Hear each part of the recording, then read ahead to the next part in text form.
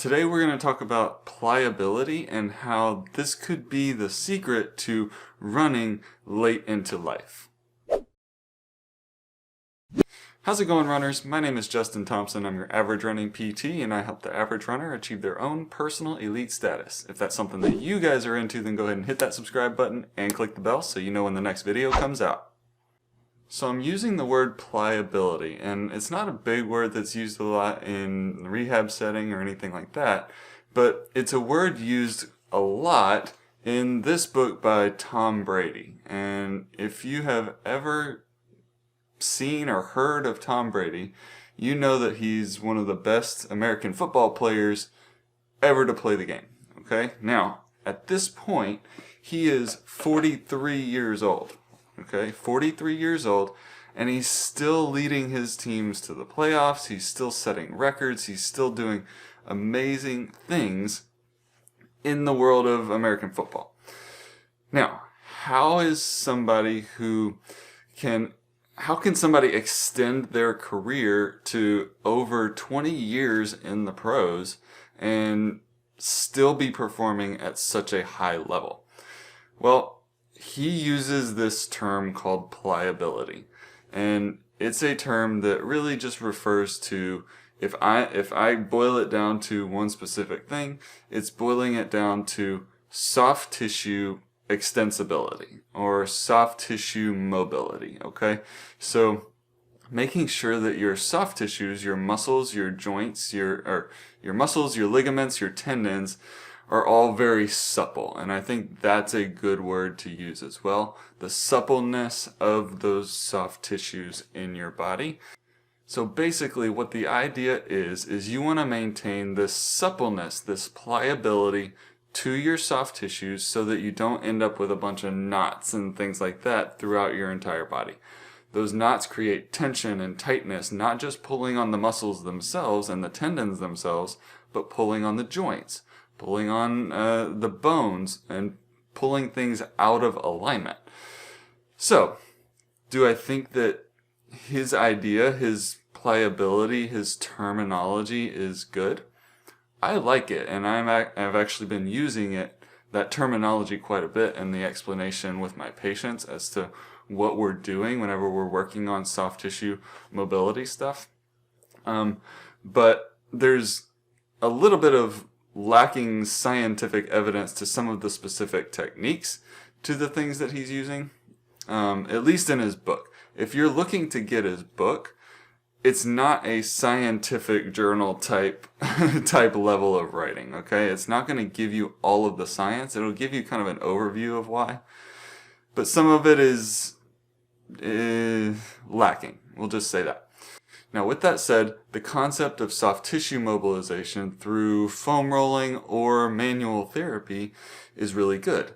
The concept of hydration, to hydrate those soft tissues and make sure they don't get tough and stiff like beef jerky, right? So instead of having beef jerky type muscles, you would rather have like that raw meat, raw chicken kind of a feeling of a muscle in your body, okay? You don't want that stuff to dry out. Now, he also uses a very specific style of strength training, which is good.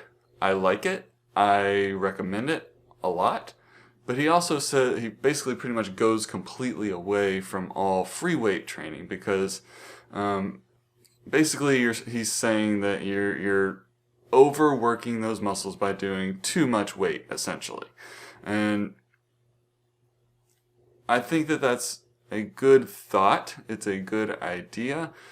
I wouldn't completely dismiss free weight training completely.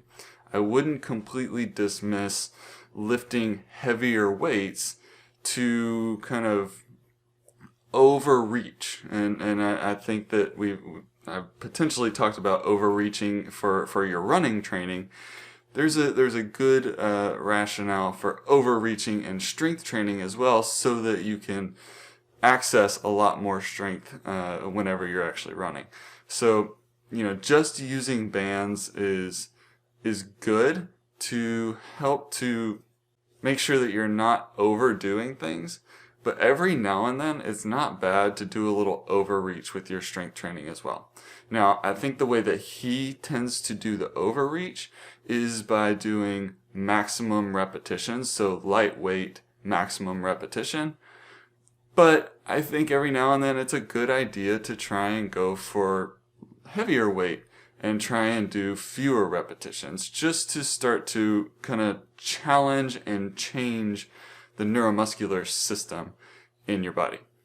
Now, a lot of the techniques that he recommends in terms of like soft tissue mobilization include foam rollers and vibrating foam rollers. So the idea behind a vibrating foam roller for them is that they are trying to increase the input into the system so that you get this neuromuscular effect. It challenges the body neuromuscularly, and it sends a signal there back to your brain that allows the soft tissue mobility stuff to stick a little bit better, and the nervous system to be able to relax and keep your muscles from tensing back up again. Okay, so that's the idea behind the vibrating foam roller. Do you need a vibrating foam roller? I don't think so. Now, some of the techniques that they use for foam rolling are very, very similar to a lot of the techniques that I use and that I give to my patients.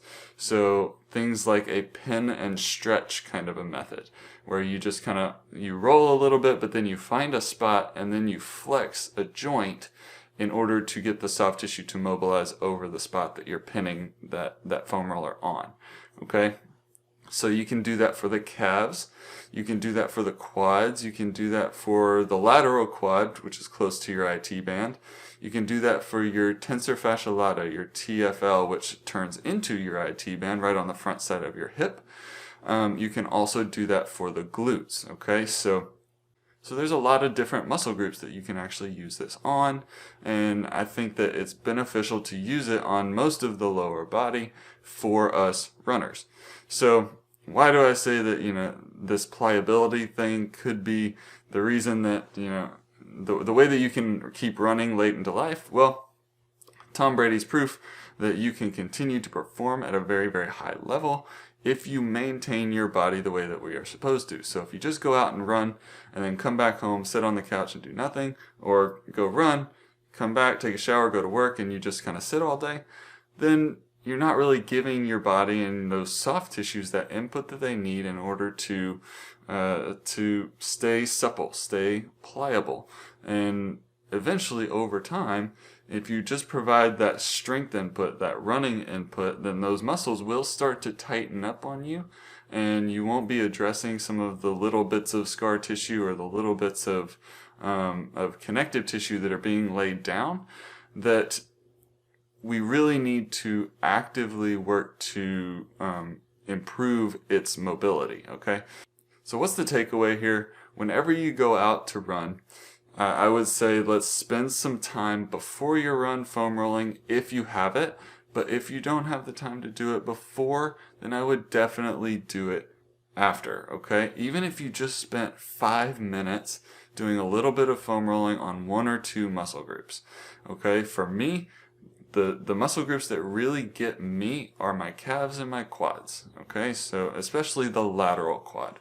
So for me, if I go out and do a run, I'm going to come back in, I'm going to spend 2 to 5 minutes. It may only be 2 or 3 minutes, that's all. But I'm going to spend a little bit of time on my calves and on my lateral quads because I know that those are trouble areas for me. At least they are right now. Maybe if I'm a little bit more consistent with it, then it will be something that will improve over time. This was one of my goals for my training that I wanted to do in 2021, was to make sure that I am doing more foam rolling.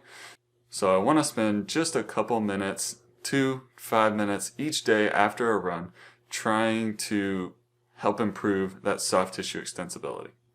So that's all I've got for you guys today. Head on out there, seek your elite. God bless, and I will see you next time.